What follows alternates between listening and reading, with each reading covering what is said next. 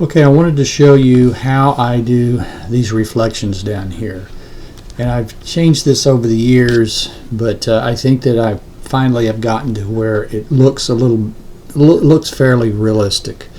So what I'm going to do is, I've already done them, but I'm going to redo this first girl over here. And the reason I want to do this one is because it's not your ordinary easy way to do it. It's a little bit convoluted. So I wanted to show you that one that's fairly difficult rather than one that's just cut and dry easy.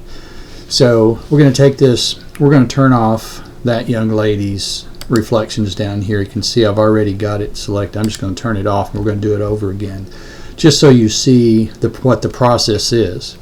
So the first thing I'm going to do is I'm going to do a command or control click on the thumbnail here to make a selection of her. And when I do that, then I'm ready to do a command J or control J to copy it to a new layer. And you can see that I've copied her to a new layer here. And then with that, I'm going to do that layer right there, I'm going to do a free transform, and I'm going to right click in here and say flip vertical. So now she's flipped vertical. And now I'm going to pull her down here, and you'll see that her feet don't quite match here, and it's not, you know, that kind of straightforward. So what I'm going to have to do is I'm going to have to do two of these, one for each feet. So what I do is I place it down here where it just touches, like right there where it's just touching, and then I'm going to press shift and I'm going to squish it down a little bit, because it's going to be kind of at an angle. It's not going to be straight up and down, so it's going to be squished at an angle like that, something like that. And then I'm going to hit enter. And what I'm going to do is come in here, and you can do this as a smart object if you think you may need to be doing it a few times. If you don't like it, you want to come back and fix it and that sort of thing. So what I'm going to do is I'm going to go to edit and go to Puppet Warp. If you've never used Puppet Warp, it's kind of a strange little thing in that it's got this mesh around it, and what you have to do is come in here and create points where these are crossing. So what I want to do is I don't want anything up here to be affected on what I do. So if I just click, say I click this and go to move it, the whole thing moves, and I don't really want that. I want just that part of the foot to move. So if I click a point here and then I do that, it pivots on that point. I don't want that either. So what I want, let's get back here to where I was. Yeah, okay. So what I want to do is I want to make these stationary, and you can do that by placing several points across here. So what that does is it keeps this part stationary. I'm going to do it across this foot here too, just to make sure it doesn't move. And you probably don't need to, but I'm going to do it back here too, just to make sure nothing back here moves. So all I really want is this part up here to be pushed forward. And with that, we may need to place some more in here. Let me kind of show you how it's going to work now. I want to push this toe up here to match that. So I'm going to grab it and just kind of push it up here. Now you can see that this pushed over it as well. So I'm going to have to grab it and pull it back down like this. And I don't, you don't necessarily need that toe to absolutely match there, but you do need to pretty much have this part of the foot to match. So you want it to distort it enough to where it's pretty much going straight across there, and I've kind of got a little bit of a dip there. So this is kind of what you're looking for right here, and this toe right here is probably okay. I could probably push this up a little bit more, maybe a little over, and maybe bring this back a little bit like this. So now we have this matching. Now this, it's kind of got this big curve here which doesn't match that, so I like to kind of take this and pull it back a little bit as well to give it a little bit of more shape, like what that up there is. Maybe back up in a little bit more. So you just kind of play with it till you get something you think might be a good match for this up here, and I think that's pretty close. So, and it doesn't have to be exact, because you're going to take away some of the opacity, and it's going to be kind of blurred in there anyways. You can see over here what I've done. So we're going to kind of leave it like this. You might want to straighten this out a little bit where it looks a little bit more natural up there, but people are not going to pay attention unless they see a glaring issue. So with this, you've got this gap right here, which is okay because that gap kind of goes up. So it's not that big a deal, I don't think. May want to pull this down just to give it a little bit more of the right look. So we're going to go with that and just hit enter, and it winds up looking like that. So that kind of gets me where I want to be with this one right here. Now what I've got to do is I've got to get this foot up here. And the only way I know to do that and do it very well is just to cut this foot off and put it up there, which works fine because this leg is hiding the reflection of this leg. So it makes it pretty simple to do. So what I'm going to do now is I'm going to take this and I'm going to do a Command J to copy it, or Control J to copy it. Then I'm going to take that one and I'm using my move tool and I'm going to move it up here. Notice it moves everything, and that's okay because I'm going to erase it all until it just kind of touches right there. Okay, now I'm going to go ahead and put a mask on this and mask off everything except that foot. So just going to get my brush at 100%. Make sure you're on the right, make sure you're on the mask, and mask it off here and come down here like this, and then just erase everything down here. Don't have to be real specific about that because we're going to get rid of it here in just a minute anyway.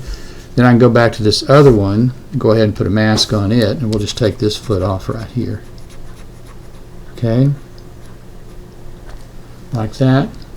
Now we're going to go back to this one on top up here, this foot, and we're going to do puppet warp on it. So we're going to do edit, puppet warp, and again I'm going to come across here. It's mostly gone, mostly cut out, but I just want to stretch this over without it turning. So I'm going to come in here and I'm going to hit a point there. I'm going to hit a point here, maybe a point here and here, and then I'm going to grab this and pull it up here. Probably I'm going to need to stretch it back a little bit here. So, and this point's going to go up here like this.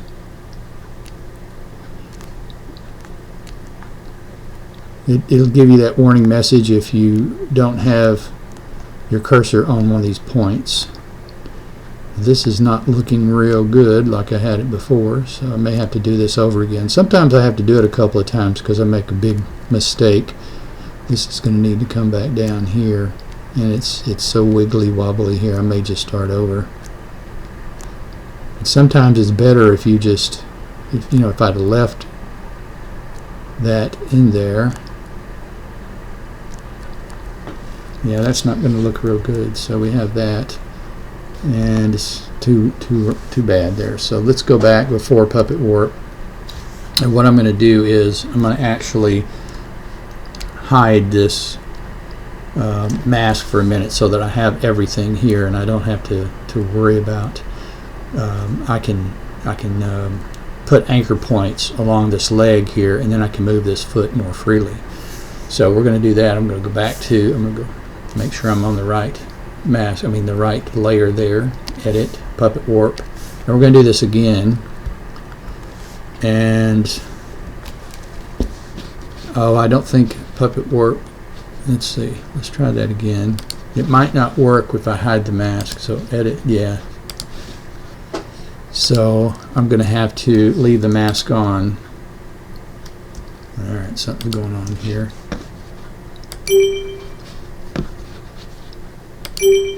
Okay, the computer's kind of frozen up here for some reason. There we go. I'm not sure what that was all about, but let's go back here and try again with the puppet warp, see if it can work. Edit, puppet warp. There we go. Okay, so now we have it. Sorry about that. I'm not sure what I clicked on, but this computer sometimes gets a little wonky on me, so I have to kind of take that in consideration.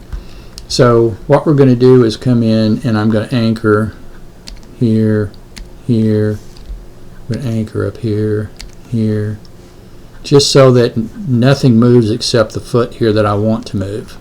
So if I grab it like this and go to move it, that's going to be okay. It's going to pull this back down. I'm going to pull this around a little bit. Try to stretch it a little bit like this. There we go. This is working a lot better. This can come up here and just touch right there. You can see this shoestring coming down in the reflection of the shoestring right here, which looks pretty good. Whoops. Now that doesn't really matter because it's this foot I'm going to erase anyway. So this actually looks pretty good. I'm going to pull this back down just a little bit to get it kind of straight along there. And then I'm going to grab this and just kind of push it in a little bit if I can. Yeah, there we go. And it looks a little more natural there that you have that. So now I really like what I've done there, so I'm going to hit enter. And then I'm going to come here and I'm going to turn that mask back on. As soon as there we go. So now you can see I've got this right here. And this may actually be a little big, but I kind of like it that way. So we're going to come in here now. Now we've got the 2 feet in here for this reflection. And I'm going to take both of these, and I can either combine them or I can put them in a group. I like to put them in a group first to make sure I like what I've done. And then I'm going to put a mask on this group, and I'm going to go with my gradient tool, and we want to see how all of these are gradated above the schedule. So I want to make sure it's set at 100% on linear, and I'm just going to come in here a little bit above this title, and I'm going to come up here like this. And then so we've got her leg here grayed out or gradated out at that point. That may be a little bit much, so I'm going to come in here a little bit lower than that. There we go. Maybe, see, you have to do it, may have to do it 2 or 3 times to get it exactly how you want it. Okay, I want it to be above this title, so there, we'll leave it at that right there. And I found out that I like 46% opacity, so if I bring this down to 46, it gives me this kind of a look. So that's kind of how I do it, and I would probably squeeze that a little bit, maybe tweak it here and there to make it sure that I like how it's done. Underneath that though, there's always just a little bit of a shadow, so I'm going to add that in here as well, and that's going to be underneath. So to make the shadow, what we're going to do is we're going to click Command or Control click here to get a selection of the player. Then we're going to take and hit and add a new layer, and we're going to move it above what we just did with the reflection. Otherwise the reflection here is going to cover it up. But we want it to be below the player herself, because we want it to be behind the player and then show up just intimately right here. So you're going to see that in just a second. So to do that,